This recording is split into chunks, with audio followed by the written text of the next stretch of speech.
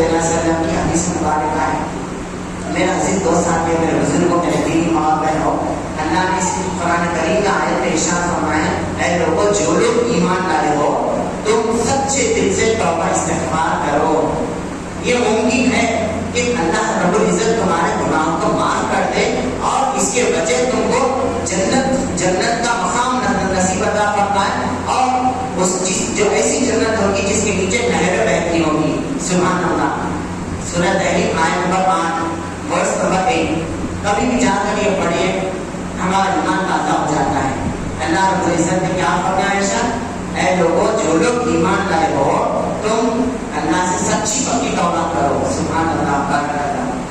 کتنا اچھا ہے. دیکھیے آج امت مسلمہ کے اندر ہمارا یہ حال ہو گیا ہے، ہم دعا بھی کرتے ہیں کہ ہم کو اس بات کا احساس تکلیف نہیں ہوتی، ہمارا دل نرم نہیں ہوتا.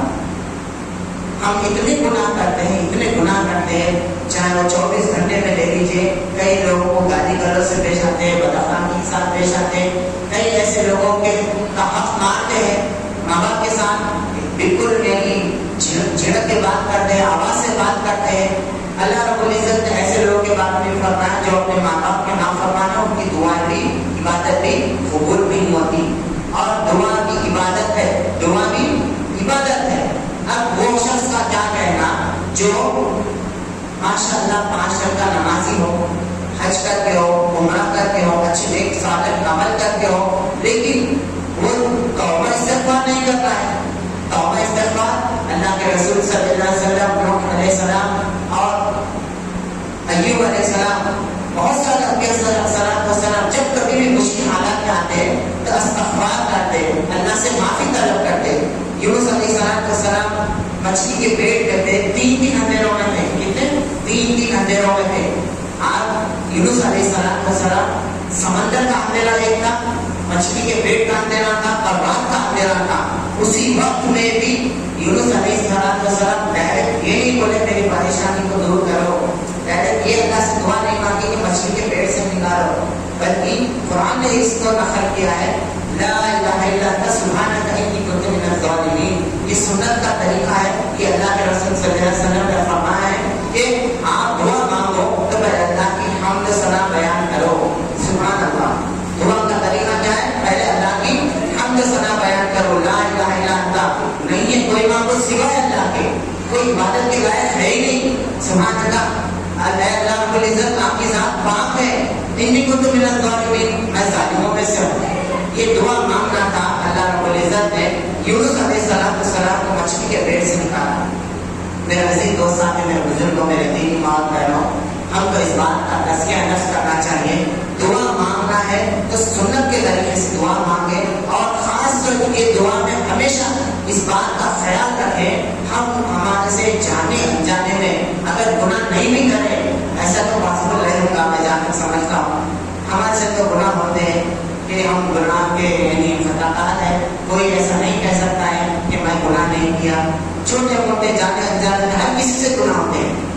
اللہ رب العزت نے کئی مقامات پر بھی فرمایا ہے کہ آپ دعا استغفار کرتے رہیے اور اللہ سے معافی طلب کرتے رہیے تاکہ اللہ کی مدد آئے تم پر، تاکہ اللہ کی نصرت آئے تم پر. میرے عزیز دوست ساتھیوں، میرے بزرگوں، میرے دینی ماں بہنوں، آج امت مسلمہ کا اتنا برا حال ہے قرآن سے دوری کی وجہ سے.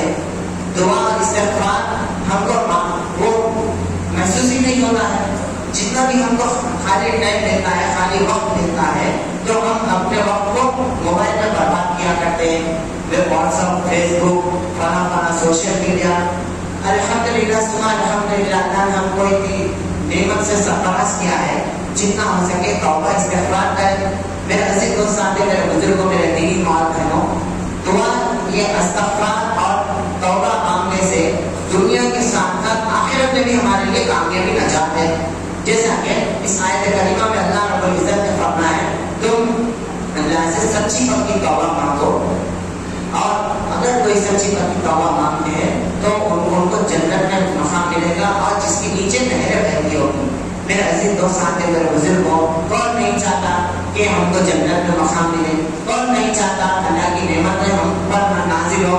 کون نہیں چاہتا کہ اللہ کی جو انعامات قرآن کریم اللہ نے فرمائے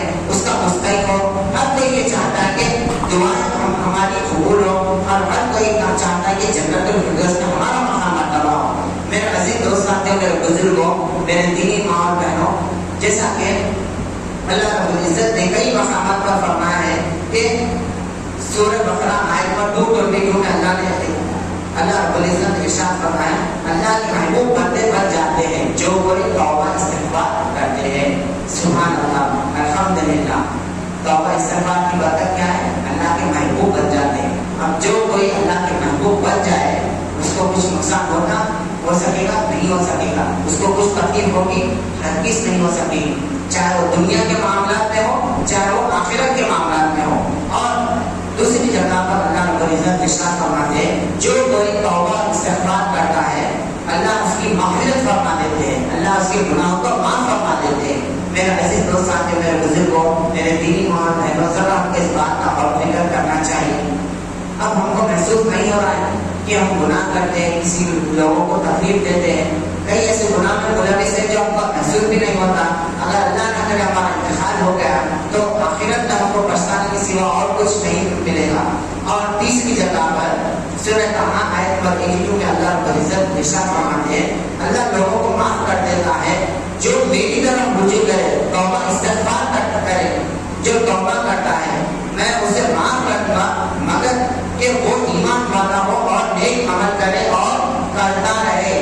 میرے عزیز دوست ساتھیوں, جیسا کہ سورہ پہلی کی 8 آیت آئی تھی آپ کے سامنے, اے لوگوں تم اللہ سے سچی پکی توبہ مانگو.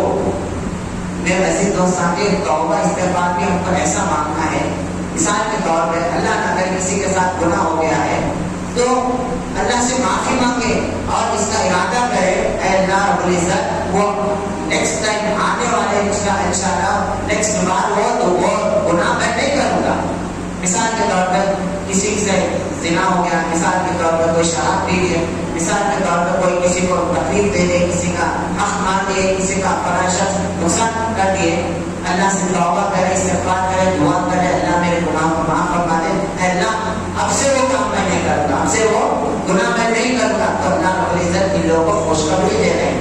اور الحمدللہ ثم الحمدللہ اللہ رب العزت کی رحمت سے مایوس نہیں ہونا چاہیے. اللہ کی رحمت سے کبھی مایوس نہیں ہونا چاہیے. اس لیے توبہ استغفار کا اہتمام کرتے رہنا چاہیے. اور چوتھا فائدہ, اللہ غم سے نجات دیتا ہے, پریشانیوں سے نجات دیتا ہے, مشکلوں سے نجات دیتا ہے. اور پانچواں فائدہ, تندرستی, غریبی اور دور کرتا ہے, رزق میں خوشحالی عطا کرتا ہے, مال اور دولت میں برکت عطا فرماتے ہیں. چھٹا فائدہ, اور ایسی جگہ سے روزی عطا کرتا ہے جہاں سے وہ بندہ گمان بھی نہیں کر سکے. یہ ابو داؤد شریف کی حدیث ہے. الحمدللہ ثم الحمدللہ اللہ کے رسول صلی اللہ علیہ وسلم نے ہمارے پرابلمس کو کیسا سالو کرنا ہے, ہماری تکلیفوں کو کیسا دور کرنا ہے, غریبی کو کیسا دور کرنا ہے, پریشانیوں کو کیسا دور کرنا ہے, یہ طریقہ بتایا اللہ کے رسول صلی اللہ علیہ وسلم نے. اور خیر کی بارش, ایک واقعہ مشہور ہے الحمدللہ, آپ جانتے ہیں کہ قحط سالی آ گئی تھی, بہت کئی عرصے سے بارش نہیں ہو رہی تھی, تو بڑا مجمع تھا میدان میں, تو ایک شخص گنہگار تھا, تو اعلان کیا جاتا ہے کہ اس مجلس میں ایک ایسا گنہگار شخص ہے جو اس کی وجہ سے بارش نہیں ہو رہی. تو وہ شخص کو ندامت کے ساتھ اللہ سے معافی مانگتا ہے. وہ شخص اللہ میرے گناہوں کو معاف فرما دے, الحمدللہ بارش اللہ نازل کرتے ہیں. کہنے کا مطلب یہ ہے میرے عزیز و ساتھیوں, اگر ہم امت مسلمہ توبہ استغفار نہیں کریں گے, ہم تو پرابلم میں رہتے ہیں, ہم کو تکلیف ہوتی ہوگی, لیکن پورے سوسائٹی کو, پورے کنٹری کو, پورے سوسائٹی کو تکلیف میں بھی ہم ڈال سکتے ہیں. اور 8 کا فائدہ اولاد عطا فرماتے ہیں. 9 کا فائدہ, نوح علیہ السلام نے اپنی قوم سے کہا اے میری قوم تم اللہ سے استغفار کرو, بے شک اللہ رب العزت ضرور گناہوں کو معاف کر دے گا. اگر تم اللہ سے معافی مانگو گے تو اللہ رب العزت آسمان سے بارش بھی برسائے گا. میرے عزیز دوست ساتھی, میرے بزرگوں, میرے دینی ماں بہنوں, ہم کو اس بات کا ذرا غور و فکر کرنا چاہیے. آج امت مسلمہ کئی ایسے مقامات پر بہت سارے پریشان ہیں, سمجھ میں نہیں آ رہا ہے ایسا کیا کرنا ہے. ارے ہم شادی ہو کے 4 سال ہو گیا, 10 سال ہو گیا, ابھی تک اولاد نہیں ہے, اور جب کبھی بھی میں کاروبار میں انویسٹ کرتا ہوں تو لاس ہو جاتا ہے. نہ جاب برابر ملتی ہے، جاب ملی پر بڑے دن کا ملتی ہے پھر چلے جاتی ہے، بہت سارے پریشانی مشکل حالات میں رہتے ہیں۔ اللہ کے رسول صلی اللہ علیہ وسلم کی سنت یہ ہے، یہ طریقہ یہ ہے کہ توبہ استغفار کثرت کے ساتھ کیا کرے۔ اللہ کے رسول صلی اللہ علیہ وسلم کی عادت مبارکہ یہ تھی کہ دن میں 100 مرتبہ توبہ استغفار کیا کرتے تھے۔ صحابہ اکرام رضوان اللہ علیہم اجمعین بھی جب کبھی بھی بازار میں بھی رہتے توبہ استغفار کا اہتمام کیا کرتے تھے۔ صحابہ رسول کا بھی یہ عمل تھا، ہر بار اللہ سے معافی مانگا کیا کرتے تھے۔ میرے عزیز دوستان، میرے بزرگوں، میرے دینی ماں بہنوں، توبہ استغفار ایک ایسا اچھا عمل ہے جو ہماری ہر مشکل کو دور کر سکتا ہے۔ میرے عزیز دوست ساتھیوں، جیسا کہ دعا مانگنے کا طریقہ یہ ہے، اللہ کے رسول صلی اللہ علیہ وسلم کی سنت کا طریقہ یہ ہے کہ پہلے اللہ کی حمد ثنا بیان کریں اور اپنے گناہوں کی معافی مانگیں۔ اور یہاں تک کہ حدیث میں یہ بھی آتا ہے اگر کسی سے بڑا کبیرہ گناہ ہو گیا ہے تو 2 رکعت نماز پڑھ کے نماز کی حالت میں سجدے میں بھی دعا مانگ سکتے ہیں۔ آج میرے عزیز دوست ساتھی، میرے بزرگوں، میرے دینی ماں بہنوں، آج امت مسلمہ کا یہ حال ہو چکا ہے، یہ حق ہے، یہ صحیح راستہ ہے، یہ راستے کو شاہد بہت کم سنے ہوں گے اور شاہدی کم عمل کرتے ہوں گے۔ ذری پریشانی آ گئی، ذری مشکل آ گئی، ارے بچے کی پرس بھی بیمار لینا، پھر بیمار ہوگا، چلو تعویذ پہنا دو، کالی ڈوری پہنا دو، فلاں اجمیر کی ڈوری پہنا دو، فلاں درگاہ سے جو بھی سندن ہے وہ لگا دو، یہ لگا دو، وہ لگا دو، جبکہ پورا الٹا طریقہ یہاں پر ہے، بدعت شرک میں ملوث ہے۔ اب یہ بات تو حق ہے، جہاں سنت کو دبایا جاتا ہے وہاں بدعت جنم لیتی ہے، جہاں حق کو عمل نہیں کیا جاتا ہے وہاں شرک اور بدعت کو ملوث ہوتی ہے امت مسلمہ۔ کئی ایسے گاؤں ہے جہاں دعا کے تعلق سے لوگ محسوس ہی نہیں ہے، کچھ احساس ہی نہیں ہے، معلوم ہی نہیں ہے، گھر میں سائیں بابا کی فوٹو لگا کے، گھر میں فلاں شخص کی بزرگ کی درگاہ کی فوٹو لگا کے اور ان سے دعا مانگ رہے ہیں۔ اللہ اکبر۔ میں نے آپ کے سامنے پہلے کہا تھا کہ توبہ مانگنے کی فضیلت کیا ہوتی ہے۔ توبہ اللہ سے معافی مانگنا یہ بہت بڑا اچھا عمل ہے۔ یہاں تک کہ سورہ ال عمران کا اللہ رب العزت نے ارشاد فرمایا والکاظمین الغیظ والعافین عن الناس واللہ یحب المحسنین، اور اللہ تعالیٰ ایسے لوگوں کو بھی پسند کرتے ہیں جو لوگوں کو درگزر فرماتے ہیں۔ ماشاء اللہ۔ اور یہاں تک کہ اللہ رب العزت نے سورہ ال عمران میں آیت نمبر 133 134 135 کا فرمایا ہے والذین اذا فعلوا فاحشة او ظلموا انفسهم ذکروا اللہ فاستغفروا لذنوبهم ومن یغفر الذنوب الا اللہ۔ اور جب کبھی بھی ان سے گناہ سرزد ہو جاتا ہے، گناہ میں ملوث ہو جاتے ہیں، تو وہ لوگ فوری اللہ سے رجوع ہوتے ہیں، توبہ استغفار کرتے ہیں اور وہ گناہوں کو دوبارہ اس کا ارتکاب نہیں کرتے۔ یہ مومنوں کی صفت ہے۔ آج میرے عزیز دوست آتے، میرے دینی ماں بہنوں، ہمارا یہ حال ہو چکا ہے کہ توبہ استغفار ہم کرتے ہی نہیں۔ ہماری عبادتیں قبول نہ آئے، جیسے کہ نماز لے لیجیے، روزہ لے لیجیے، زکات لے لیجیے، حج لے لیجیے، اس سب عبادت کا قبول ہونا ہے۔ جتنا ہو سکے توبہ استغفار ہم کو اس کا اہتمام کرنا ہمارے لیے ضروری ہے۔ اللہ کے رسول صلی اللہ علیہ وسلم کے اگلے پچھلے گناہ معاف تھے، پھر بھی آپ صلی اللہ علیہ وسلم توبہ استغفار کثرت کے ساتھ کیا کرتے تھے۔ یہاں تک کہ سورہ نور میں بھی اللہ نے ارشاد فرمایا ہے کہ اللہ سے سچی پکی توبہ مانگو اور اے ایمان والو تم اس میں اگر تم ایسا کرو گے تو تم کامیاب ہوگے۔ سبحان اللہ، الحمدللہ۔ اس سے زیادہ ہم کو اور کیا چاہیے؟ اور اللہ رب العزت نے آگے ارشاد فرمایا ہے دعا کے تعلق سے۔ آپ کے سامنے میں ایک بات رکھتا چلوں جو الحمدللہ ہر کسی کو یاد ہے، وہ یہ دعا ہے اللہم انک عفو تحب العفو فاعف عنی۔ اے اللہ رب العزت، اللہم انک عفو، بے شک میں گنہگار ہوں، اے آپ معافی کو پسند کرتے ہیں، اے اللہ رب العزت میرے گناہوں کو معاف کر دیجیے۔ اس میں علماء کرام ارشاد فرمایا ہے کہ جب کبھی بھی بندہ یہ دعا مانگتا ہے تو اللہ رب العزت اس کے گناہوں کو اریز کر دیتے ہیں، میٹ دیتے ہیں، ایسا میٹتے ہیں اللہ تعالیٰ گناہ کو جو فرشتوں کو بھی اس کا علم نہیں رہتا ہے۔ جیسے کرامی کاتبین ہے، اچھے نیکی لکھنے والے اور گناہ لکھنے والے، ان لوگ کو بھی احساس نہیں ہوگا، تو ان لوگ کو بھی معلوم نہیں ہوتا ہے کہ یہ بندہ گناہ کر رہا تھا۔ یہ جتنا ہو سکے اس کا اہتمام کریں۔ میرے عزیز دوستان، میرے دینی ماں بہنوں بزرگوں، ہم کو اس بات کا خیال رکھنا چاہیے کہ ہم یہ جو رمضان مبارک کا مہینہ ہے، یہ ہمارے لیے بہت بہت بڑی نعمت ہے، ہمارے لیے بہت بڑا الحمدللہ موقع ملا ہے۔ مثال کے طور پر آپ کے سامنے میں بتاتا چلوں، یہ رمضان المبارک کا مہینہ ہمارے لیے ایسا ہے، اب تک ایسے رمضان سے لے کے اب تک یہ رمضان تک جتنے بھی گناہ کر رہے تھے، ہم اللہ رب العزت ایسا کیا ہے ماشاءاللہ، جتنے بھی گناہ ہیں اریزر سے میٹ دو، اریزر سے میٹ دو، ربڑ سے میٹ دو، پھر اس کے کھاتے میں کوئی گناہ نہیں باقی رہے گا۔ میرے عزیز دوستان، میرے بزرگوں، میرے دینی ماں بہنوں، ہم مسلمانوں کو اس بات کا خیال رکھنا چاہیے کہ توبہ استغفار کرتے رہیں، جتنا ہو سکے اللہ سے معافی مانگے۔ اور دوسرا مسئلہ آپ کے سامنے یہ رکھتا چلو، اس بندے کی دعا توبہ استغفار قبول نہیں ہوتی جو حرام کی کمائی سے اپنا پیٹ پالتا ہے۔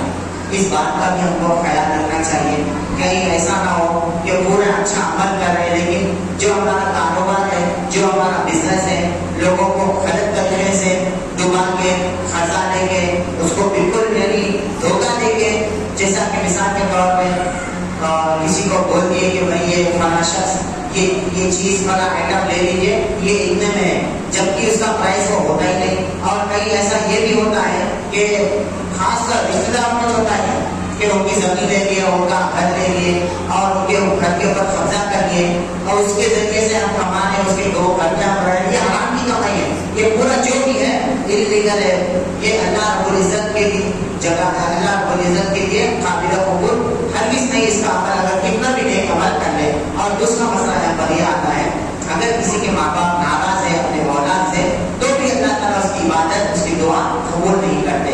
اور چوتھا مسئلہ آپ کے سامنے رکھتا چلوں دعا کے تعلق سے اور استغفار کے تعلق سے، مثال کے طور پر کہ ہم اللہ کی عبادت میں اچھے ہیں ماشاءاللہ، مگر حقوق العبادت میں ہم فیل ہیں تو بھی ہماری دعائیں قبول نہیں ہوتی۔ جیسا کہ کسی کی غیبت کر لیں، کسی کے اوپر بہتان ڈال دیں، کسی کے اوپر بلیم کر دیں، جبکہ وہ بندہ گناہ کرا نہیں، جبکہ وہ بندہ بولا بھی نہیں، جبکہ وہ بندہ جھوٹا بھی نہیں، حسد، جلن، یہ سب جو چھوٹے جو گناہ ہیں نا، اگر ہم کسی کے بندے کے تعلق سے اگر ہم رکھتے ہیں یا کسی کے ٹو میں کر کے ان کی جاسوسی کرتے ہیں، قیامت کے دن اللہ کے رسول صلی اللہ علیہ وسلم کی حدیث ہے، وہ فرماتا ہے کہ اللہ رب العزت بتاتے ہیں یہ بہت آپ کے وہاں پر آپ کی نیکیاں ہیں، تو وہ دیکھ کر خوش ہو جاتا ہے بندہ، مگر ہوتا یہ ہے ایک شخص آتا ہے اس کی نیکی لے کے جاتا ہے، ایک شخص آتا ہے اس کی نیکی لے کے جاتا ہے، یہاں تک کہ آخر میں اس کے کھاتے میں ایک بھی نیکی باقی نہیں رہتی۔ تو اللہ رب العزت سے سوال کرتا ہے، اللہ رب العزت میری اتنی ساری ڈھیر ساری نیکیاں تھی وہ کہاں گئی؟ اللہ رب العزت ارشاد فرماتے ہیں آپ نے تو اچھی عبادت کی دنیا میں مجھے راضی کرنے کے لیے، مگر آپ فلاں شخص کے بارے میں ایسا ایسا کہا تھا، آپ فلاں شخص کی غیبت کیے تھے، فلاں شخص کے حق مانے تھے، فلاں شخص کے اوپر ظلم زیادتی زبردستی کیے تھے، اس کی وجہ سے آپ کے جتنے بھی نیکیاں تھے وہ شخص لے چکا ہے۔ اور یہاں تک کہ یہاں پر یہ بھی حدیث رسول صلی اللہ علیہ وسلم میں آتا ہے نیکیاں پورے ختم ہو گئے، مگر اس کے بعد بھی اور اس کے جو گناہ تھے جن بندوں کے حق کو مانگا تھا وہ آئیں گے، تو آگے اللہ کے رسول صلی اللہ علیہ وسلم نے فرمایا اس کے دلوں کے جو گناہ ہے اس کے اوپر ڈال دیا جائے گا۔ اللہ اکبر۔ میرے عزیز دوستان، میرے بزرگوں، میرے دینی محترموں، جیسا کہ آج کے دور پر دیکھا جا رہا ہے، ایک پڑوسی نہیں کہ دوسرے پڑوسی کو ڈرا دھمکا کے رکھتے ہیں، یہاں تک کہ کورٹ میں کیسز ڈالتے ہیں، پولیس اسٹیشن سے رپورٹیں نکالتے ہیں، غلط غلط جھوٹے گواہیاں دیتے ہیں، اور پراپرٹیز کے تعلق سے تو بہت سارے ایشوز ہیں مسلمانوں کے اندر، بھائی کے اندر پراپرٹیز کے ڈسپیوٹس ہیں، بھائی بہن کے اندر پراپرٹی کے ڈسپیوٹس ہیں، تایا چاچا ماما خالہ پھپھو ہر کسی کے اندر کہیں نہ کہیں ایسے ڈسپیوٹس ہیں پراپرٹیز کے، ان کو معلوم حق کیا ہے مگر پھر بھی وہ لوگ کے اگینسٹ میں کیس ڈالتے ہیں، یہ لوگوں کو پریشانی دینے کا سبب ہے۔ اگر ہم ایسا کریں گے تو قیامت کے دن ہم کتنے بھی نیکی کا عمل کر لیں مگر وہ اللہ کی بات کا الہی ہے، وہ ہمارا عمل قابل قبول نہیں ہوگا۔ جب ہم اتنے اچھے نیک عمل کرتے ہیں تو اس بات کا بھی ہم کو خیال رکھیں، توبہ استغفار بھی کریں، مگر اس بندے سے بھی رجوع ہو جائے جس نے ہم اس کو تکلیف دی، جس سے ہم اس کو تکلیف دی، اور اس بندے سے رجوع ہو جائے، اے بھائی میں معذرت چاہتا ہوں، میں آپ کے بارے میں ایسا ایسا سوچا تھا، جو کہ میں کلیئر کرنا چاہ رہا ہوں، ایسا اصلاح کر لے، کمپرومائز کر لے. ایسا نہیں ہو کہ پورے بندہ یہ فلاں شخص کے بارے میں پورے لوگوں کو، پورے بستی کو بدنام کر دیے، قیامت کے دن بے گناہ ثابت ہوا تو کیا اللہ کو جواب دیں گے؟ میرے عزیز دوستوں، میرے بزرگوں، میرے دینی ماں بہنوں، توبہ استغفار کے دعا کی قبولیت کا وقت خاص کر تہجد کا وقت ہوتا ہے. جتنا ہو سکے ہم تہجد کا اہتمام کریں، نمازوں کی حالت میں اللہ سے دعا مانگے، استغفار جتنا ہو سکے نماز کی حالت میں استغفار مانگے. لا الہ الا انت سبحانک انی کنت من الظالمین. آئیے آپ کو اور بہت دلچسپ بات کہنا چاہوں جو قرآن کی آیت میں اللہ نے اس کو بخشا کھینچا ہے. آدم علیہ السلام سے جب کھنتی ہو گئی تھی تو آدم علیہ السلام ڈائریکٹ ایسی دعا مانگے، ربنا ظلمنا انفسنا وان لم تغفر لنا وترحمنا لنکونن من الخاسرین. ڈائریکٹ نجات کی بلکہ دعا نہیں مانگی، اے میرے رب میں نے اپنے آپ پر ظلم کیا، ربنا ظلمنا انفسنا وان لم تغفر لنا وترحمنا لنکونن من الخاسرین. اللہ رب العزت کے بارے میں حمد ثنا بیان کیا آدم علیہ السلام اور اپنے گناہوں کی معافی طلب کیے اور یہ کہنے لگے کہ میں اب سے آپ یہ ایسا نہیں کروں گا. ندامت میں یعنی جو ان سے گناہ ہو، جو غلطی ہوئی تھی اس سے ندامت میں بالکل اپنے آپ کی شرمندہ محسوس کرے، اللہ سے دعا مانگے. اس کے اپوزٹ میں آدم علیہ السلام، اس کے اپوزٹ میں شیطان کیا کیا؟ وہ گناہ کا ارتکاب کیا، گناہ کرا، اللہ کی شان میں غصہ کرا، لیکن اس کو ایکسپٹ نہیں کیا. ایروگینٹ جس کو گھمنڈی کہتے ہیں، یہ کہتا ہے شیطان اللہ رب العزت آدم علیہ السلام کو آپ نے مٹی سے بنایا، میں آگ سے بنا ہوں. یعنی تکبر. اللہ تکبر کرنے والوں کو کبھی پسند نہیں کرتے. میرے عزیز دوستوں، میرے بزرگوں، میرے دینی ماں بہنوں، یہ جو قرآن کی آیت ہے اس میں بھی تعبیر کیا جاتا ہے، اس میں بھی تعبیر یعنی مس انٹرپریٹیشن کیا جاتا ہے. جب آدم علیہ السلام جو دعا مانگی تھی وہ یہ دعا تھی، بٹ ہمارے لوگ کیا کرتے ہیں موضوع حدیث کو حوالہ لے کے کہتے ہیں جب آدم علیہ السلام سے غلطی ہوئی تو آدم علیہ السلام رسول اللہ صلی اللہ علیہ وسلم کا وسیلہ لے کے دعا مانگے، جب یہ صحیح نہیں ہے، بالکل قرآن کی آیت سے کانٹرڈکٹ، قرآن کی آیت سے اپوزٹ ہے. اسی لیے یہ میں آپ کے سامنے کہا تھا آدم علیہ السلام، نوح علیہ السلام اور یونس علیہ السلام، رسول اللہ صلی اللہ علیہ وسلم کی یہ دعا تھی، یہ سنت تھی کہ دعا کرنے سے پہلے توبہ استغفار کیا کرتے تھے. میرے عزیز دوستوں، میرے بزرگوں، میرے دینی ماں بہنوں، ہم کو اس بات کا خیال رکھنا چاہیے. ہمارا جو بھی قیمتی وقت ہے توبہ استغفار میں اپنے آپ کو وقت دے. میں آخر میں اللہ سے دعا کرتا ہوں امت مسلمان کو سچی پکی توبہ کرنے والا بنا دے. ربنا ظلمنا انفسنا وان لم تغفر لنا وترحمنا لنكونن من الخاسرین. ربنا آتنا فی الدنیا حسنة وفی الآخرة حسنة وقنا عذاب النار وادخلنا جنة مع الأبرار. يا عزيز يا غفار ربنا آتنا في الدنيا حسنة وفي الآخرة حسنة وقنا عذاب النار. اللهم إنك عفو تحب العفو فاعف عنا. اللهم إنك عفو تحب العفو فاعف عنا. اللهم إنك عفو تحب العفو فاعف عنا. لا إله إلا أنت سبحانك إني كنت من الظالمين. رب اجعلني مقيم الصلاة من ذريتي ربنا وتقبل دعاء. ربنا اغفر لي ولوالدي وللمؤمنين يوم يقوم الحساب. اے اللہ ہم تمام لوگوں کے گناہوں کو معاف فرما دے. اے اللہ ہم خطاکار ہیں، گنہگار ہیں، ہم سے بہت سارے گناہ ہو چکے ہیں. اے اللہ آپ معافی کو پسند کرتے ہیں. اللہ ہمارے گناہوں کو معاف کر دیجیے. اے اللہ ہم مسلمانوں کو جنت الفردوس میں اعلیٰ سے اعلیٰ مقام نصیب عطا فرمائے. اے اللہ ہمارے نوجوانوں کو نیک ہدایت دے. اے اللہ رب العزت ہمارے نوجوانوں کو نماز کا پابندی بنا دے اور ماں باپ کا فرمانبردار بنا دے. اے اللہ رب العزت بے شک آپ دعا کو قبول کرتے ہیں. اللہ ہم تمام مسلمانوں کی گناہوں کو معاف کر دیں. آپ اگر معاف نہیں کریں گے تو کوئی بھی معاف کرنے والے نہیں ہے. بے شک اے اللہ رب العزت ہم پر رحم کرم فرما. آمین. اے اللہ رب العزت ہمارے گناہوں کو معاف فرما دے. اے اللہ رب العزت اس رمضان المبارک کے مہینے میں آپ کو راضی کرنے والا بنا دے.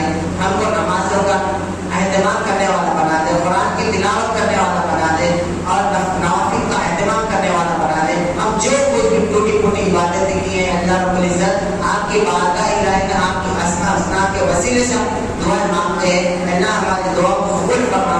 جو لوگ اس دنیا میں واقعات ہیں اللہ رب العزت ان کو نیک اور صالح بنا دے.